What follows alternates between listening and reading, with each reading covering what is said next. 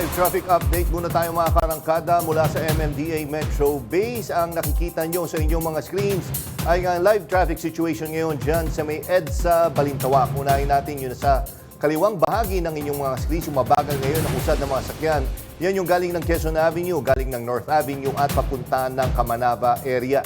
So nagkakaroon kasi ng bottleneck habang papalapit kayo sa entrance ng NLEX. Kaya ngayon ay mabigat ang daloy ng trapiko and siyempre uwian na galing sa mga trabaho. Samantalang nasa dulo ng inyong mga screens, yun nasa right side, maluwag naman ang daloy ng trapiko sa southbound lane ng EDSA Balintawak. So yan yung mga sakyan na galing ng NLEX, galing ng Kamanava area at papunta ng North Avenue, Quezon Avenue at Cubao area. Samantala, ito naman ang sitwasyon dyan sa may Calao Corner, Rojas Boulevard. Ang nakikita nyo sa kaliwang bahagi ng inyong mga screens, yung nakatigil ngayon ng mga sakyan. Well, kaya nakatigil yan dahil may stoplights area na yan. Yan yung papunta ng Intramuros at papunta ng Quiapo area. Medyo bumibigat ang daloy ng trapiko sa mga oras na ito dyan dahil bukod nga sa may stoplight ay labasan at daanan yan ng mga truck. Samantalang nasa kanang bahagi ng inyong mga screens, yan yung papunta ng Southern Metro Manila, papuntang Pasay, doon sa area na yan. Maluwag pa naman ang daloy ng trapiko. August 22, 2025, Biyernes. Bagyong weekend, mga kaarangkada, kaya mag-ingat tayong lahat sa biglaang pagbuhos ng ulan, dulot ng pagpasok ng Bagyong Ising. Manatiling alerto at updated lalo na sa mga lugar na maaaring bahain. Kaya tutok lang dito sa Arangkada para sa may init na issue at balita.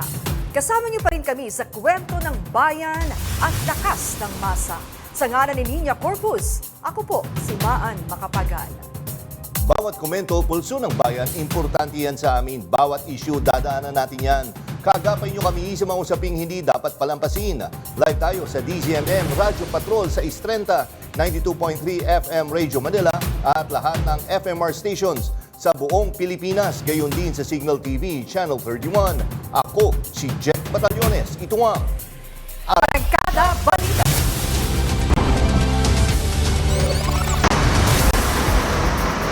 Ilang lugar sa Metro Manila at kalapit probinsya, binaha na naman. Bunsod ng malakas na ulan dulot ng bagyong Isang at Habagat. Naaagnas ng bangkay ng isang babae. Nadiskubri sa loob ng sariling bahay. Suspek sa krimen ang 15 anyos niyang anak.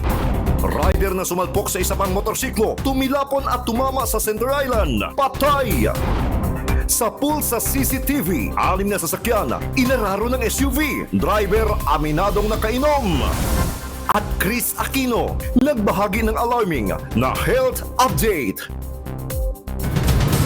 Itinaas ng National Disaster Risk Reduction and Management Operations Center sa Blue ang alert status bilang paghahanda ito sa epekto ng bagyong Isang. Sa pamamagitan nito, tinitiyak ang pagbabantay at mabilis na koordinasyon ng mga ahensya at opisina ng pamahalaan. Kanina, kinansila na rin ang mga klase sa paaralan dahil sa mga pag-ulan. Lumubog naman ang maraming bahagi ng Metro Manila dahil sa magdamag na pag-ulan. Yan ang umaarangkadang balita ni PRTV News Correspondent Angela Babad. Pasado alas 8 pa lang ng umaga kanina, ganito na ang sitwasyon sa Calao Avenue, Manila. Ang ilang papasok sa trabaho, lumusong na lamang sa baha kahit pa maaaring makakuha ng sakit. Ang motor na ito, tumirik na. Habang sa Estrada Street, Malate, kanya-kanyang tulak ang mga motorista ng kanilang motor. Si Gina nagbebenta ng pares, nasanay na lang sa madalas na pagbaha. Mabilis. Doon ako kanina pero naglipat lang kami dito. Ang motorista namang ito, wala nang madaanan. Pag malakas ng kaunting ulan ng malakas, yun. Wala na. Kahit saan ka dumaan dyan, baha eh. Kaya umiikot kami ng doon sa kabila. Sa isang banda, naabutan ng aming team ang mga mag-aaral na sina Breen at Kylie na nagpapahupa ng baha. Anila, mas mainam sana kung mas maagang nasuspinde ang klase. Bukod pa rito, Yung flood control po na fans, Opo. labas naman. Nasa na po. Tsaka yung mga hindi po nagagawang daanan, paayos po. Di naman po nila nararanasan. Kami naman nakakaranas eh. as of 11:27 AM, nasa 16 na lugar na din ang nagsuspinde ng pasok sa mga paaralan. Angela Babad ang umaarangkada sa pagbabalita. At yun nga, no? Biglaan yung pag-ulan, no? Hindi ko in-expect dahil kagabi, ambon pa lang eh. Tapos kaninang umaga nga ay, yun na nga, Oo. malakas na yung ulan. Pero ito yung long weekend eh.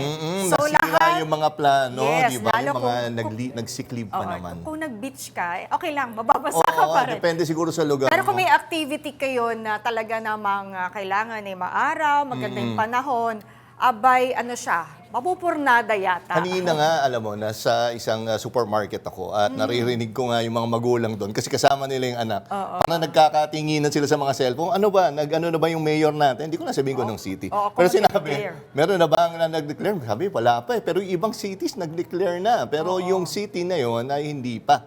Kaya nga sabi, mukhang baka nahimbing daw yung kanilang Nako. mayor. Eh, kayo ngayon ay biyernes na, no? Kung babiyahe kayo para sa long weekend, abay mag-ingat po. Ihanda, no? Dapat nasa kondisyon At hindi- yung ating mga sasakyan. Oo, at hindi na natin naisama sa traffic report. Pero kanina, Maan, dun sa South Luzon Expressway tsaka Skyway, sobrang traffic ngayon. Eh kasi nga, Oo, yun na. dahil Exodus na. Exodus kasi nga, Monday walang pasok eh. Yes, oo. Kaya yun. Kaya ingat po tayo sa pagbiyahe. Siguraduhin nakakondisyon ang sasakyan, pati yung driver. Ha? Oo, syempre. Mamaya makatulog, di ba? Oo, yes. Okay. Alamin natin.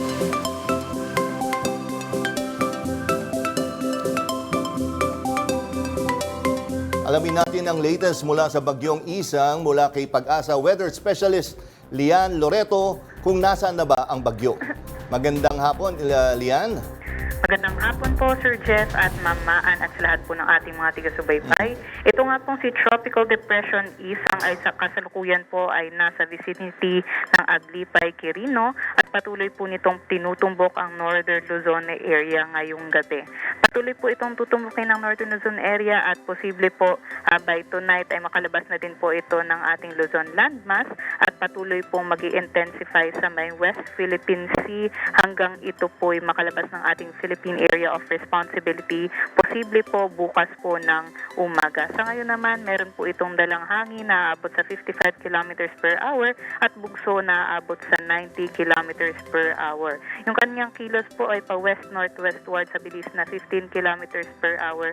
At ngayon ay patuloy po ito magdadala ng mga pag-ulan na aabot po sa 50 to 100 millimeters dito po sa may Central Luzon area, kabilang na po ang La Union, Pangasinan, Benguet, Ifugao, Pampanga, Nueva Vizcaya, Nueva Ecija, Tarlac, Cagayan, Isabela, Quirino, Aurora at sa may Quezon area po yan. So malaking bahagi po ng Luzon ang kanyang dalang pag-ulan nitong si Tropical Depression Isang. Para naman po sa wind signal, nakataas po ang wind signal number 1 dito po sa may Cagayan, Isabela, Quirino, Nueva Vizcaya, pati na rin po sa kalat-kalat na bahagi dito sa may Cordillera Administrative Region, sa may Ifugao, Benguet, Ilocos Norte, Ilocos Sur, La Union, Pangasinan, Aurora, at sa may northern portion po ng Nueva Ecija. Kaya para po sa ating mga kababayan dyan, ay mag-ingat po sa banta ng malalakas na hangin, pati na rin po sa mga potensyal na malalakas na pag-ulan dahil dito sa Tropical Depression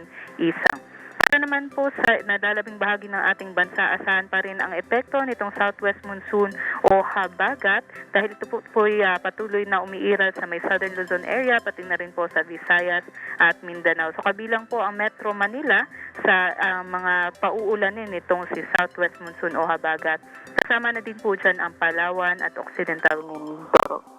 At bukas po ay asahan po natin na magpapatuloy po yung ating mga paulan, especially po sa western side ng ang Pilipinas. Patuloy po rin pong uulanin ang Palawan, Occidental Mindoro, pati ang Zambales at Bataan. Kaya mag-ingat po tayo sa mga posibilidad ng flash floods o landslides. By Sunday naman po, asahan po natin na generally mag-i-improve naman po yung ating weather conditions. Pero asahan pa rin po yung mga isolated rain showers or thunderstorms sa kabuuan ng Pilipinas. At yan naman po ang latest galing dito sa Pag-asa Weather Forecasting Center. Ito po si Lian Loreto. Yes, Miss Lian, no, tatanong ko lang, after netong Bagyong Isang, itong last week ba ng August ay may papasok pa na bagyo? Sa ngayon po, may minomonitor po tayong low pressure area sa labas naman po ng ating Philippine Area of Responsibility. So kanina nga po, uli natin itong namataan 985 kilometers sa silangan ng Mindanao at Ngayon po ay patuloy po natin itong minomonitor sa posibilidad po na ito'y mag-intensify pa. Pero sa ngayon, nasa low chance pa naman po ito na maging bagyo. Pero posible po yung mga kaulapan nitong LPA ay magdala po ng mga paulan dito sa may eastern side ng Mindanao, particular na po sa may Davao Region at sa Caraga Region bukas. At by Sunday naman po ay posible pong umakyat itong LPA at posibleng paulanin na ang Eastern Visayas Region. Okay, naku, maraming salamat, Leanne Loreto ng Pag-asa. Maraming salamat po at mag-ingat po tayong lahat. Binahari ng maraming lugar katulad ng Davao at Bicol. Pero kahit umuulan at binabaha, patuloy ang pag-deliver ng kabaong para sa isang namatay sa Zamboanga del Norte. Yan ang report ni Kath Kahuko. Sa kabila ng nararanasang pagbaha, pilit na itinawid ng ilang residente ang buhat nilang kabaong para sa isang namayapang kapitbahay nila sa Dumalugdog, Sindanga, Zamboanga del Norte. Sa video ni Colleen Olis Mandate, sinabi niya nakuha ito sa malawak na ilog sa Sityon, Gusane. Dagdag niya, kapag walang baha ay nadadaanan naman ito ng mga sasakyan. Pero dahil sa pag-ulan bunsod ng habagat at Tropical Depression Isang, tumaas ang tubig at lumakas ang agos. Hinaing niya, nasaan na ang tulay na ipinangako. Samantala, sa Davao, binaha ang ilang kalsada doon kita sa video ni Nico Aldrich Celeste Marasigan na hirap sa pagdaan ang mga sasakyan sa kalsada. Ang iba, halos pasukin na ang loob ng sasakyan. Ito rin ang pinost ni Shane Ompad. Hirap ang mga sasakyan dahil baha ang kalsada. Binahari ng isang residential area sa Davao City ayon kay Gerald Perry Erolon. Ito ay dahil sa walang tigil na ulan, pero hindi lang sa Davao. Binahari ng mga kalsada sa Bicol.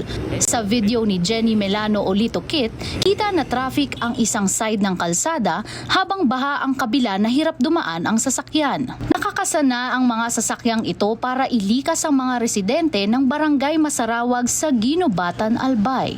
Iniutos ni Albay Governor Noel Rosal ang preemptive evacuation dahil sa inaasahang malakas na buhos ng ulan na dala ng epekto ng habagat at ng low pressure area na isa ng ganap na bagyo ngayon. Kabilang sa mga inilikas ang mga taga Purok 4, 5 at 6 ng barangay. Isa ang Masarawag sa mga lugar na malapit sa paanan ng Bulkang Mayon, kaya naman namemeligro ito sa baha at lahar. Bukod sa preemptive evacuation, nauna na ring inutos ang suspensyon ng face-to-face classes sa lahat ng antas ng public at private schools at pagtawid sa mga ilog. May naitala na ring lahar flow sa Bulkang Mayon. Inaatasan naman ang municipal at barangay Disaster Risk Reduction and Management Councils na manatili sa heightened alert, magtulungan at maghanda ng pagkilos kung kinakailangan.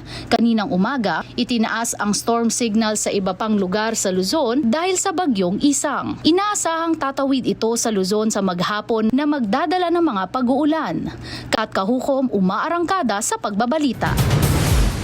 Samantala, patay ang isang bata matapos na malunod sa ilog sa Carcar City. Yan ang umarangkadang balita ni FMR News Cebu correspondent Clark Pasuit. Dead on arrival sa ospital ang 10 taong gulang na batang si alias Dave sa barangay Ocanya sa bayan ng Carcar, Cebu nitong Martes ng hapon. Base sa investigasyon, imbis na umuwi galing eskwela, naligo muna sa ilog ang biktima kasama ang dalawa niyang kaklase. Pero hindi marunong lumangoy ang isa sa kanila, kaya't nahatak niya pababa si Dave na dahilan ng pagkalunod nito. Samantala, hinahanap na ng City Disaster Risk Reduction and Management Office ng Mandaue City ang mga magulang ng 3 batang lumalangoy sa Butuanon River sa kasagsagan ng malakas na ulan kahapon. Sa video makikita ang malakas na agos ng ilog kung saan may biglang sumulpot na 3 bata na tila nag-e-enjoy sa paglangoy sa ilog. Sinasabing may mga sumuway na sa mga bata pero hindi sila nakinig. Paalala ng mga otoridad, para iwas disgrasya, hindi dapat pabayaan ng mga magulang ang kanilang mga anak na maligo sa ilog lalo na kung malakas ang ulan. Tulad sa Butuanon River, isa sa pinakamalaking ilog sa Mandaue City na laging umaapaw sa tuwing malakas ang ulan. Clark Pasuit, umaarangkada sa pagbabalita. Aminadong nakainom ang dayuhang driver ng SUV na nang araro ng 6 na sasakyan sa Tondo, Maynila. May report si Ryan Paraboles. Sa kuha ng CCTV, makikitang humaharurot ang isang puting SUV sa bahagi ng Rizal Avenue sa Tondo, Manila. Muntik pang ang mahagip ang isang lalaking nakaitim.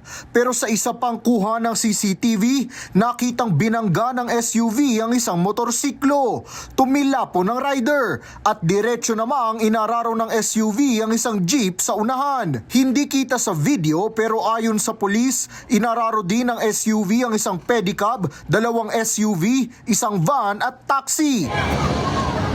5 ang sugatan, kabilang ang 3 pasahero ng jeep, isang rider at isang pedestrian na sasakay sana ng jeep. Base sa investigasyon, una munang bumangga ang SUV sa Center Island bago ng araro.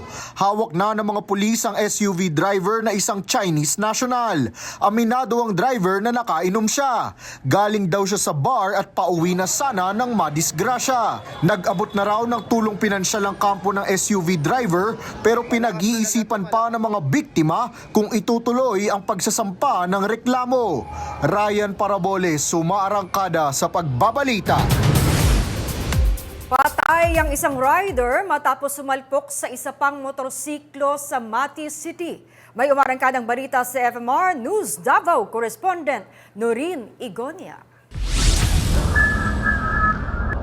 Tumilapon at tumama sa Center Island ang isang rider matapos niya nga mabangga ang isa pang motorsiklo sa barangay Matiao, Mati City, Davao Oriental nitong Martes pasado alas 9 ng gabi. Sa CCTV, makikitang kakaliwa sana ang rider na nasa center lane nang bigla siyang salpukin ng kasunod na motorsiklo. Sa lakas ng impact, tumilapon ang rider ng sumalpok na motor at tumama sa Center Island. Nakilala ang rider na si Axel Solibio, 22 anyos at isang estudyante. Nadala pa siya sa ospital pero idineklarang dead on arrival. Base sa investigasyon, ang nasalpok na motor ay nasa gitnang lane pero hindi nakasignal light, nakakaliwa pala at pupunta sana sa isang convenience store.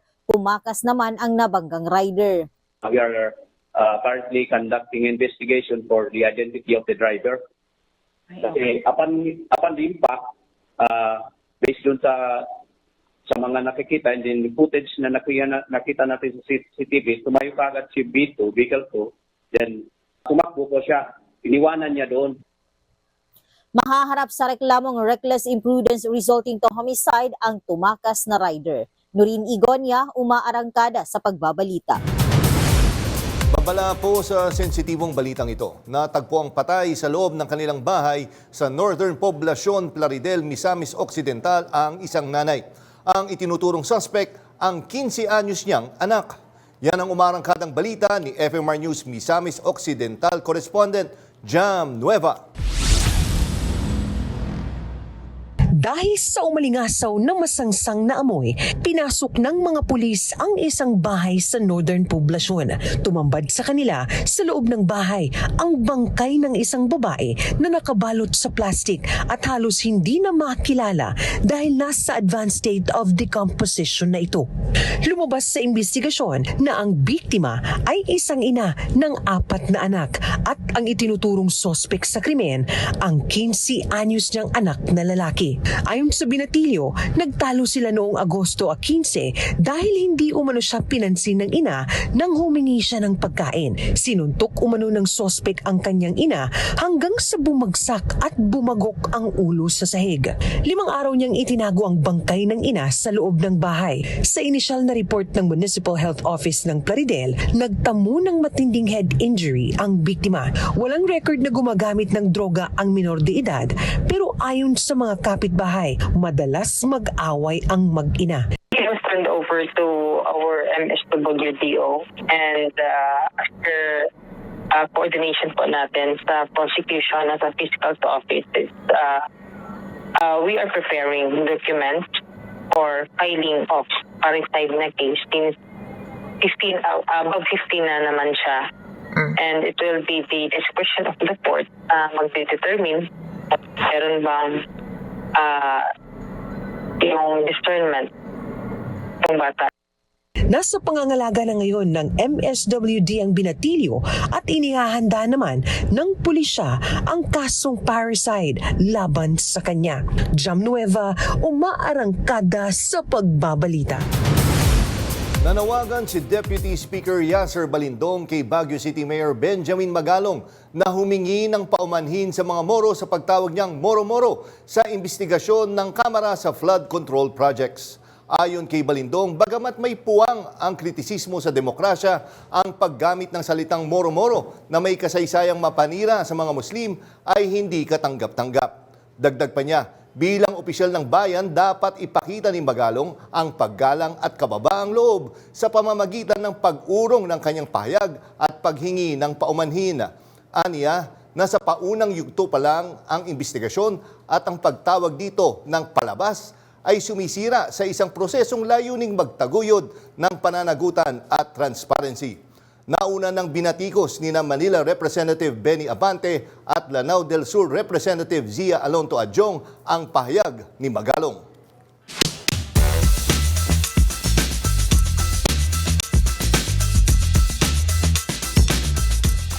Malakas ang buhos ng ulan ngayong araw at bumabahari ng kontrobersya ang mga sinasabing maanumalyang flood control projects.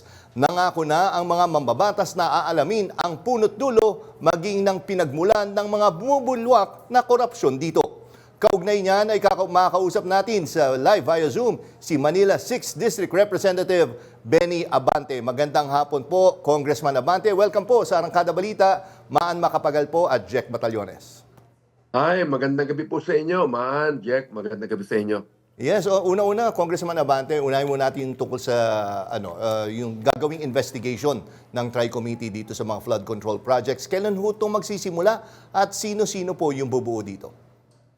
Actually, ang ating lead dyan ay si Congressman Terry Ridon at hindi ko talaga alam kung kailan magsisimula yan. Ganun Pero po. sinabi niya, sa lalo madaling panahon daw, talagang kinakailangan simulan na. Tsaka yun nga po, kung sakali ho ba, kasi kung napanood niyo po yung ginawang hearing sa Senate, maraming mga contractors ang hindi pumunta at tingin niyo po, pag kayo, Kamara, ay maghihigpit ho kayo sa pagdating sa attendance ng mga ito? Of course, when we were in the Quadcom, pag hindi nagpakita yung mga yan, binibigyan namin unang-una ng show cause order. At pag hindi pa nagpakita yan, syempre, ang gagawin namin, papakontempt na namin yan. Kung Benny, si Maan Makapagal po. Hi, Man. Yes. Yes. Kung Benny, ang COMELEC ay nagsimula na ng kanilang motu proprio investigation doon nga sa pagbusisi sa mga sose ng mga kumandidato. Unahin daw nila yung 2022, no? Yung mga local at national na kumandidato ng mga politiko natin. So, ito po bang lalabas na mga impormasyon dito ay kukuha kayo para magamit din sa investigasyon sa Kamara? Well, actually, titanong muna natin kung anong magiging desisyon ng COMELEC dyan, no? Sapagkat kung yan ay talagang tumanggap sila ng mga donation, no? Na galing sa mga contractor na sabi po ng ating batas bawal, dapat talaga ang COMELEC na ang siyang mag-imbestiga tungkol dito. Oo. Kung Benny, ang sinasabi rin, kahit si ML Party List Representative Laila De Lima ay nagsasabing baka may conflict of interest nga dito sa pag-iimbestiga ng Kamara sa mga maanumalyang flood control projects dahil baka nga naman may mga lumutang na pangalan ng inyong mga kabaro. So ang tanong ngayon, Kung Benny, talaga bang ang tanong ng publiko ay sisinuhin talaga namang ilalabas yung pangalan kung sakaling may mga politiko talagang sangkot dito? Talagang palagay ko, mayroong mga politikong sangkot dyan. Hindi naman pwedeng tanggalin natin ang posibilidad. No? Kaya ako, nais ko din na magkaroon talaga ng isang independent investigation tungkol dyan. Hindi ng Kongreso. Kung yan man ay Kongreso, ay nais na natin magkaroon ng tinatawag na whole of government approach. Ibig sabihin niya, pati ang ehekutibo, pati ang judiciary, pati ang Kongreso, dapat na mag-imbestiga. At kasama dyan, ang tinatawag po nating talagang independent commission na pwede mag-imbestiga ng mga flood control projects na yan. Pero kung Benny, contradictory ito sa ibang sinasabi ng mga kasamahan yung kongresista na sapat na raw ang tri-committee at hindi na kailangan ng independent body. At kung sakali man, mukhang hindi pa po kayo nagkakaisa doon Hindi pa sa... nare-reconcile. yes, yung planong yun. At kung magkakaroon man, Kong Benny, ano sa tingin nyo? Paano ang vetting process? Sino ang pipili? Alam nyo naman, bilyon-bilyon ang sangkot dito nga pera, no? So, alam nyo na.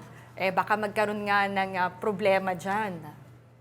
Well, alam naman natin na hindi pwedeng mag-act ang sino mang mga kontrakto, for example, kung walang kasamang politiko dyan. Naniniwala po ako na dapat wala po tinatawag nating sacred cows dyan, no? Kung saan talaga pupunta ang investigasyon na yan, dapat talagang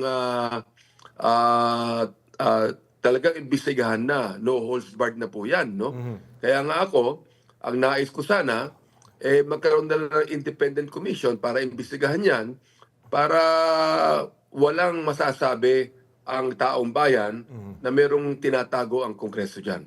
And Kong Benny, no, isa kayo sa mga nag-react nung ginamit ni Mayor Magalong yung salitang moro-moro at ano naging reaction nyo, initial reaction nyo nung ginamit yung mismong pananalita na yon? Actually, palagay ko, kinakailangan naman maging careful ang ating ang mayor ng Baguio pag ginamit niya ang mga salitang yan. Ako nga, hindi ko nga maintindihan kung bakit kanyang nilalahad yung mga yan, no? Hindi siya nagsasabi ng mga pangalan.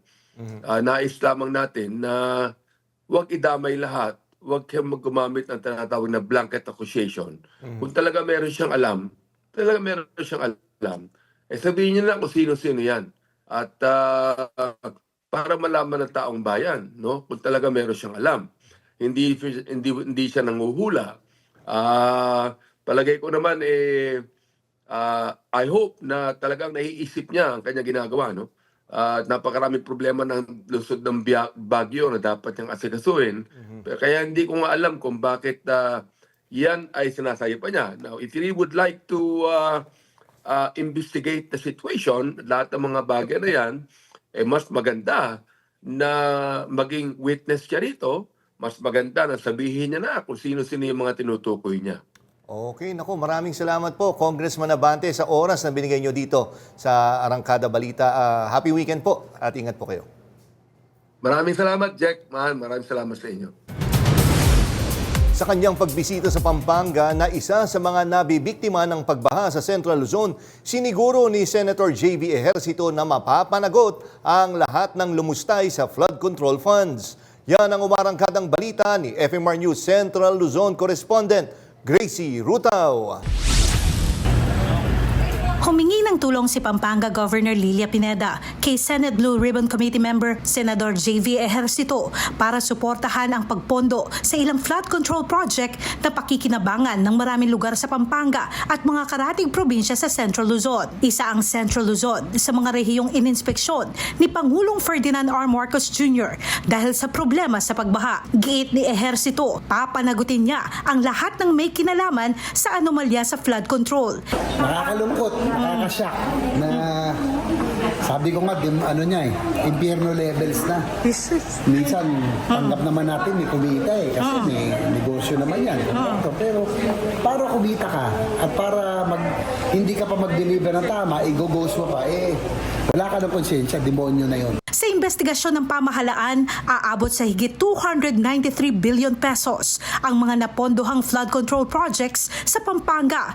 Pero para kay Gov. Pineda, hindi niya nakita o naramdaman ang mga ito, lalo't wala namang naging coordination ang DPWH sa mga proyektong ito. Ang tanging project lang na nakita ko na in-inspection ko, yung Kandating Araya, na nakita ko naman talaga sobra. Worse talaga yung nangyari doon. Yun lang ang nakita ko. Yung pala, talagang maraming kalat-kalat na ginawang slow protection na flood control. Pero sabi ko, 290 billion. Pero sa halip na bumaba yung tubig, halong lumala. Dati hanggang tuhod lang, hanggang bewang, ngayon hanggang dibdib na. Ayon pa kay Governor Pineda, isa sa mga paraan para matuloy ang flood master plan sa Central Luzon ay ang loan program mula sa ADB. Kasalukuyang isinasagawa ang feasibility study para dito at inaasahang ipatutupad sa 2028. Samantala, tinalakay rin ng dalawang opisyal ang nakatakdang oversight hearing ng senador sa Universal Healthcare Law kung saan siya ang pangunahing sponsor. Kumuha siya ng mga insight mula kay Gov. Pineda na kilala bilang isa sa mga pinakaaktibong tagapagtaguyod ng healthcare sa lalawigan. Binisita ni Ejercito ang Pampanga para magsalita bilang guest speaker sa graduation ceremony ng Pampanga State University. Gracie Rutao, umaarangkada sa pagbabalita. Sa kabila ng matinding pag-ulan, itinuloy pa rin ng Clergy for Good Governance ang kanilang ayuno, dasal at sakripisyo para sa pagbabago. Ito ay tugon sa patuloy na umiiral na iba't ibang problema na kinakaharap ng bansa. May umarangkadang balita si PRTV News Correspondent Angela Babad. Taliwas sa karaniwang pagrarally at pagpoprotesta, sa pag-aayuno at pagdarasal, idinaan ng Clergy for Good Governance ang kanilang sentimiento sa mga isyong kinakaharap ng bansa. Ilan sa mga ito ang impeachment trial ni Vice President Sara Duterte na tila binalasan na lamang sa pagitan ng Senado at Korte Suprema. Kasunod din nito ang issue sa Ghost Flood Control Projects kung saan milyon-milyong pondo mula sa bayan ang ginamit sa di umano'y questionable at tila hokus-pokus na mga proyekto. Ayon kay Father Robert Reyes, convener ng Clergy for Good Governance, ang kabulukan at korupsyon sa bansa ay hindi lamang politikal na problema. Yung politika ay nasa surface lang eh. Mas malalim sa politika yung tinatawag na cultural, moral and spiritual. Yung problema ay nasa puso ng tao. Sa pagsusuot ni Father Robert ng sako at paglalagay ng abo, na ani ay simbolo ng pagsisisi at pagbalik loob sa Diyos, tinawag niya ang atensyon ni Senate President Cheese Escudero. Abay, pinaglalaruan tayo eh. Ginagawa tayong keso di bola. Di ba? Keso ng bola, keso di bola. Hindi naman po tayo bola-bola. Pero anong klaseng president ng Senado na nangbobola? Ano nangyayari sa ating bansa? Bundat na bundat kayong mga senador, kayong mga Supreme Court Justices, ang tataba ninyo at tataba lalo lang ng inyong mga bank accounts. Is this what your life is all about? To fatten yourselves and to fatten your bank accounts. Shame on you! Shame on you. Nakakaya kayo. Kayo ang dapat nagsusuot nito, hindi kami. Bukod dito sa Maynila, plano ng grupo na dalhin ang pag-aayuno sa iba't ibang lugar para ipaalala sa publiko na maging mapagmatsyag. Pero higit pa rito, para ipaalala sa mga nasa pwesto na kailangan na ng pagbabago. Angela Babad, umaarangkada sa pagbabalita. Sa aming pagbabalik, mga barko ng China sa paligid ng Ayungin Shoal, mas dumami at naispatan pang nagsasagawa ng maritime exercises. Marami pang mainit na balita sa pagbabalik ng Arangkada Balita.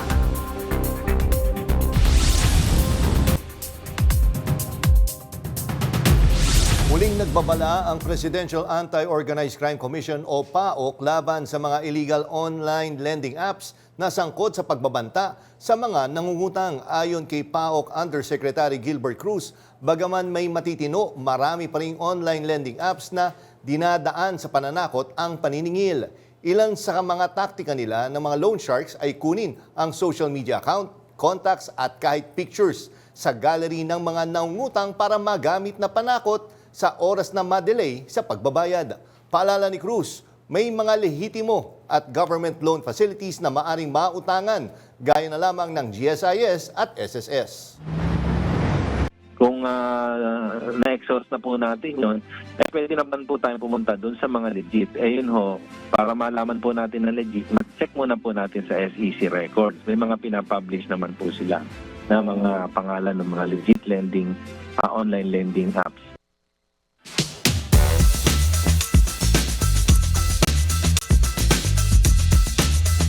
At kaugnay nga ng balitang yan, makakausap natin sa linya ng telepono si Attorney Ernesto Tendero Jr., ang tagapagsalita ng PAOK. Magandang gabi po, Attorney Ernesto Tendero. Kami po ay sinamaan Makapagal at Jack Batallones.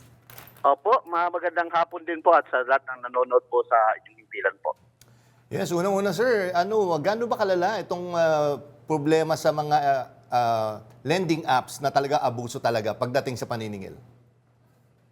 Masasabi ko, nakakabahala ho. Dahil marami na nga ho ang nabibiktima nito. Sa aming record ho, dun sa record namin sa computer ho namin, yung mga nagrereklamo online po sa amin, maabot na po sa more than 15,000. Pero bukod pa ho dyan, meron din po kasing kaming mga walk-in complainants na tinatanggap sa aming opisina. More than 200 ho yung sa record ho namin na mga walk-in lang po. Ganun po karami ang mga nabibiktima na po nito. Linawin lang natin, Attorney Tendero, no? Ito bang mga online lending app, meron po bang legal? Meron ding illegal? At sino yung mga nagbabanta, namamahiya at naninira? Oo. Meron mga legal ho, tama po yun, may mga legal po. Yung mga legal naman po natin yan, katulad na nasabi po ni Yusek, meron naman po sa mga gobyerno ho natin na mga pwedeng utangan po nila sa mga bangko at sa mga gobyerno natin na nagpapautang. Meron naman pong listahan din po sa online ang SEC na mga lehitimong pwedeng utangan. Kapag naman ang gagawin po nila, kapag nakita po nilang wala po sa listahan ng SEC, wag po silang umutang po doon dahil delikado na po yun. Lalo na po yung may mga akit na sinasabi na napakadaling umutang dito, tapos maliit ang interest, yan po, kabahan na po sila. And Attorney Tendero and Partner Maan, ako nakasama na ako sa ACG sa mga operation laban sa mga ganito, yung mga naniningil. Talagang may sinusunod silang script nakalagay doon sa computer nila na sa gilid, meron doon script kung ano yung sasabihin nila. Pero yun nga po, ano ho ba usually nagpapalakad sa mga kasi sa dami kong sinamahan na raid, walang lumutang na may-ari. Karamihin ba mga Pinoy ho nag-ooperate nito o mga dayuhan po? O baka Pogo to ha? Mga tauhan ng Pogo nag-regroup at gumawa na nga ng online lending. Ibang modus na. Opo, doon po sa mga nalalaman po namin, katulad nung ni-raid po namin sa Pasig, baka tayo po yung magkasama po ata nung ni-raid po natin yung Pasig. Totoo po yung sinabi nyo na makikita nyo po roon. May mga script po sila ng pananakot. At kung paano nila pinapahiya yung mga sinisingil nila. Nalalaman po natin na yung mga nagmamanage po nito, mga dayuhan po. Although yung mga keyboard warriors po nila ay mga Pinoy. Ganun po. Okay. Attorney Tendero, ito na lang, kasi maraming nagsasabi na nagkaka-depression daw itong mga biktima dahil biruin mo, pinapahiya ka sa iyong kaopisina, katrabaho, at maging sa iyong mga kaibigan at pamilya. At hindi biro man, Attorney, meron pa pinadala ng corona ng patay. Ano ba? Na pinupondohan po nila yung pananakot talaga. Opo. So, yun na nga, I think nag-create tayo ng one-stop shop ba sa pagpa-file ng complaint? Ano po yung inyong maipapayo sa ating mga nabibiktima? Ayun po. Pwede po silang pumunta po sa aming himpilan.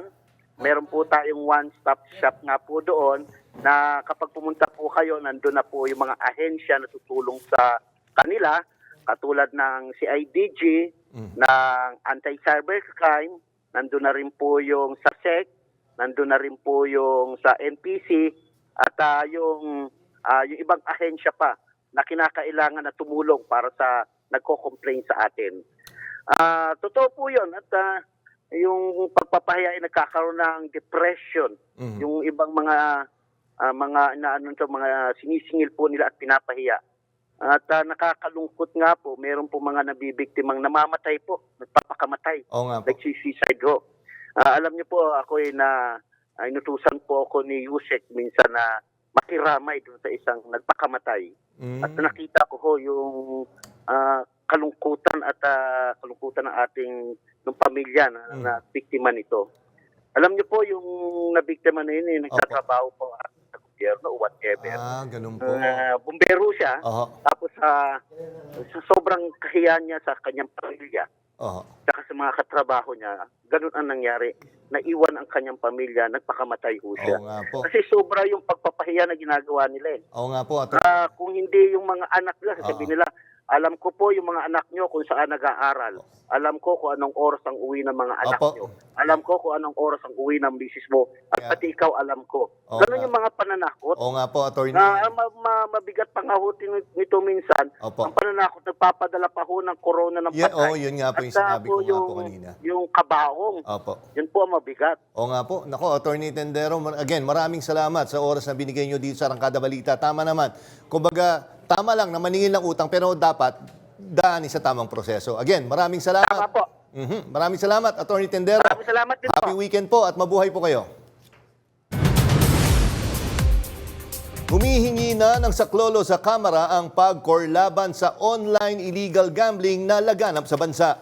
Sabi ni PAGCOR Chairman Alejandro Tenco, ito'y dahil ang kanilang kalaban ay isang multibilyong pisong operasyon na wala naman dito sa bansa.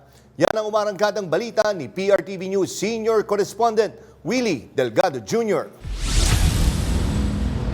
Sa pagsalang ng PAGCOR sa pagdinig ng kanilang budget sa Kamara, agad pinuna ni Akbayan Party List Representative Shell Jokno ang nagpapatuloy na online gambling operations sa bansa. Inamin naman ni PAGCOR Chairman Alejandro Tenco na hindi basta-basta masasawata ang illegal online gambling na isang multi-billion-dollar operation. Sa pagtaya ng PAGCOR, 40% lamang ang may lisensya mag-operate ng online gambling sa bansa. 60% ang illegal pero wala sila sa Pilipinas. Isa lang ang mga Pilipino sa kanilang target na customer. Bukod daw kasi sa madali daw matukso ang mga Pinoy, pwedeng magsugal ang kahit na sino. Ang totoo'y they give them so much room para lalong ma-addict sila sapagkat pag nagdeposito ka sa isang illegal na operator ng 1,000 piso halimbawa, nagbibigay po yan ng mga times 4 or times 5 na bonus. Ipinagmalaki naman ni Tenco sa Kamara na halos 50% na ang ibinaba ng online gambling sa bansa sa poll ng ipagbawal ang pag-link ng mga e-wallets sa mga online gambling platform. Magsimula po nung araw ng Linggo hanggang kahapon ay bumagsak po ng siguro 50% ang online gaming transaction. Pero para kay Representative Jokno, meron pa ring naiwang problema. Aminado naman dito ang PAGCOR. However, we continue to receive reports that despite that order, kung pupunta po tayo sa mga online gambling platforms, meron pa rin options to pay using the e-wallet. Again, nakakalungkot po. Napansin po namin din, maski sa illegal mas lalo pang lumakas. Sabi ni Tenco, marami na daw software developer ang interesadong tulungan ng PAGCOR para labanan ang illegal gambling operation sa Pilipinas. Willie Delgado Jr., umaarangkada sa Pagbabalita. Malugod na tinanggap ni House Speaker Ferdinand Martin Romualdez ang pagtutulungan ng DepEd at DOTR sa pagpapatupad ng 50% discount sa pamasahe sa MRT at LRT para sa mga estudyante. Ayon sa kanya, malaking ginhawa ito sa mga pamilya at isang konkretong hakbang sa ilalim ng whole-of-government approach ni Pangulong Ferdinand R. Marcos Jr. para sa reforma sa edukasyon. Tutulungan ng DepEd ang DOTR na ipaalam sa mga paaralan at magulang ang programa upang mas marami ang makinabang. Magkakaroon ng malinaw na guidelines at pinalawak na impormasyon para sa publiko. Sa Setyembre, ilalabas ang mga espesyal na white beep cards na may otomatikong 50% discount. Sinabi rin ni Speaker na buo ang suporta ng House of Representatives sa mga programang pang-edukasyon at sa panukalang 6.793 trilyong national budget para sa 2026.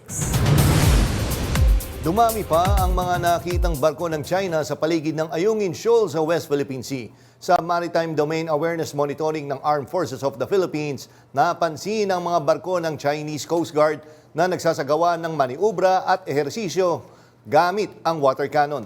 Nagpakawala rin sila ng rigid hull inflatable boats at mga fast boat sa loob ng Ayungin Shoal. Sinabi ng AFP na may ilang fast boat ng Chinese Coast Guard na nilagyan ng mga mounted weapon, kabilang ang mabibigat na crew-served weapons. Namataan din ang isang rotary aircraft ng China at isang unmanned aerial vehicle na lumilipad sa ibaba ng Ayungin Shoal. Isa pong sensitibong balita, nagkalasog-lasog ang katawan ng 12 anyos na si Angel.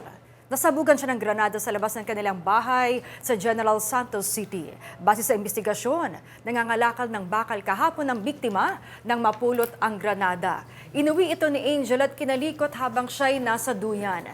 Labis naman ang paghihinagpis ng ina ng biktima sa sinapit ng kanyang anak. Iniimbestigahan na ngayon kung saan galing ang granada. Good news dahil kung PhilHealth member ka ay maaari ka nang makakuha ng libreng gamot sa kanilang accredited centers. Kung paano, alamin sa report ni Kath Kahukom.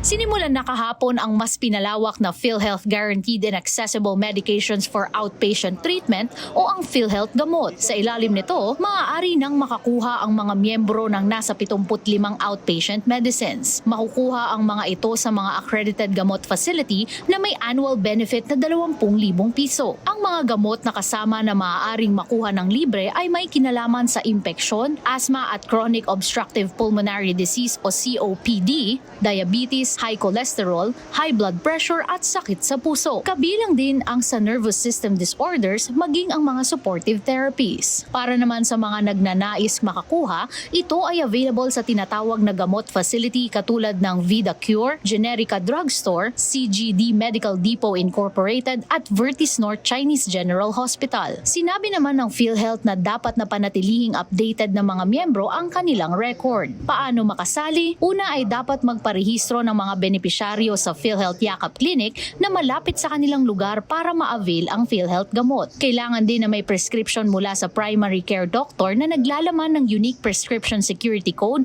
o UPSC na siyang ipapakita sa alinmang gamot facility kasama ang government issue ID card. Kat Kahukom, umaarangkada sa pagbabalita.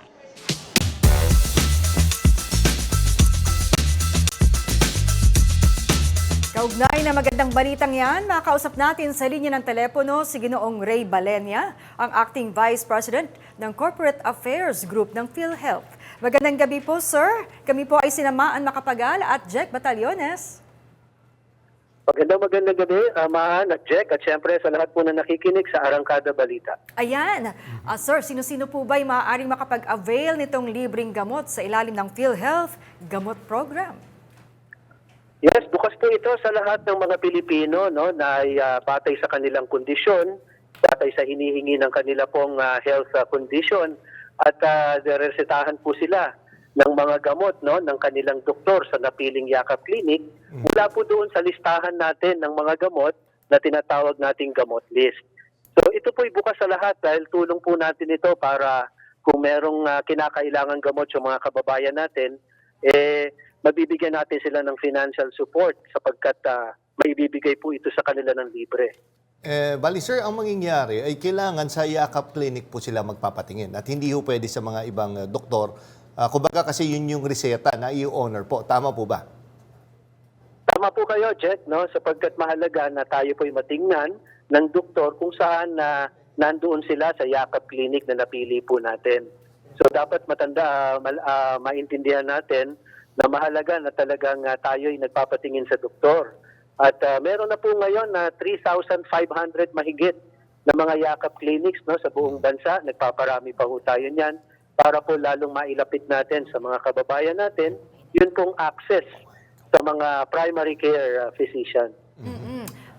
Pwede pong paliwanag na lang po yung tinatawag na Unique Prescription Security Code lalo sa proseso po ng pagkuha ng libreng gamot, sir. Well, ang pagre-reseta po kasi under this gamot program ay may ginagamit po tayong gamot app. So ito yung pagre-reseta na gagawin ng doktor sa Yakap Clinic na napili ng pasyente, meron pong app para po ito ay matatanaw yung reseta na in-issue sa pasyente ay matatanaw at mabavalidate ng butika ng participating pharmacy kapag siya magdi-dispense na sila ng gamot. So in the course of prescription, ma-generate po itong Unique Prescription Code o UPSC at ito po nandun nakaprint sa reseta na ibibigay sa pasyente. Ngayon, ito yung reseta na ipepresent niya doon sa participating pharmacy. In fact, kahit mawala po yung reseta, basta natatandaan niya yung UPSC, yung code na yon, ay matatanaw ito, ma-verify kung talagang naresetahan siya ng kanyang doktor. Okay. And sir, ano to? One time lang ba? Once a year? Once a month? Paano ho ba? Gaano ka yung frequency po ng pagkuha ng libreng gamot? Well, yung pasyente po ay maaaring bigyan ng reseta worth 3 months, no, na reseta na po yan. Pero ang sa actual na pagdi-dispense ay sa pagkakaalam ko ay by month, no. So siguro kung kahit 3 months yung reseta sa kanya, isang buwan lamang po ang i-release po sa pasyente. Pero yung reseta niya ay may visa pa rin po 'yon. So babalik lang siya doon sa participating pharmacy o kahit sa iba pang butika sa ibang lugar sakaling doon siya aabutin, no, ng kanyang pag-claim ng gamot, basta po doon siya pupunta sa accredited na butika ng PhilHealth. So yung balanse ng mga gamot na hindi niya nakukuha ay pwede niya makuha, may visa pa rin yung kanyang reseta. Okay, sige. Huling tanong na lang po, no, sir. Yung accessibility, pag-usapan natin ito, paano nila ma-access to? Marami na hubang butika na ano, or baka limited lang to katulad yung sa benting bigas, di ba? May mga pili lang o ano. Pero ito ho ba ma-access ng kahit sino ngayon at marami na po ba talaga? Jack, kakalunsad lang po natin ang ating gamot program under YAKAP, ano, at tayo ay nagpaparami ng mga participating pharmacies. Pero as we speak, meron na pong 8, nabanggit po sa report kanina, 8 mga butika, no, na accredited na po natin. At yan po idadami pa sapagkat sa mga susunod na mga panahon, maglulunsad tayo sa mga iba-ibang lugar pa sa Pilipinas. And as we speak now, tayo nakikipag-usap sa mga malalaking pharmacy chains para po sumali na rin po sa programa natin. Okay, naku, maraming salamat po, Ginoong Ray Balenya, Acting Vice President ng Corporate Affairs ng PhilHealth. Maraming salamat po. Happy weekend, sir. Maraming salamat at happy weekend. Mabuhay po kayo. Sige po.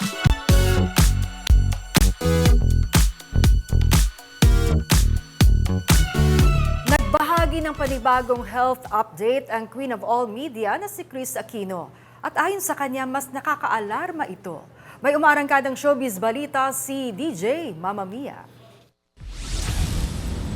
Tuloy pa rin ang laban ni Kris Aquino. Sa kanyang latest Instagram post, ikinuwento ni Kris na may nakita sa kanyang blood panel na hindi maganda. Kaya agad siyang isinailalim sa ultrasound at iba pang tests. Dagdag ni Kris, kinausap din siya ng kanyang mga espesyalista na hindi pwedeng i-delay ang kanyang treatment. Hindi naman idinetalya ni Kris ang findings. Sa huli, hiniling ni Kris na patuloy siyang ipagdasal para sa kanyang laban sa autoimmune diseases. Ako po si DJ Mama Mia ng FM Radio Manila, umaarangkada sa Showbiz Balita.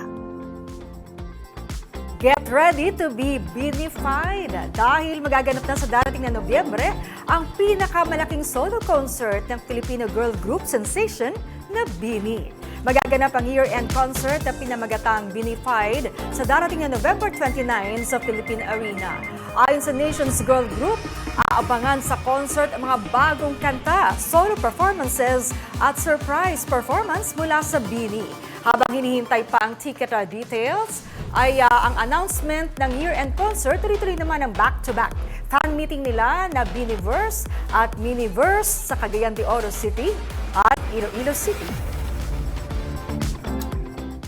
Yan ang mga balitang umaarangkada ngayong araw. Sa ngalan ni Nina Corpus, ako po si Maan Macapagal. At ako naman si Jack Batallones para hindi mahuli sa usapan, kapit lang hanggang sa susunod na Arangkada Balita.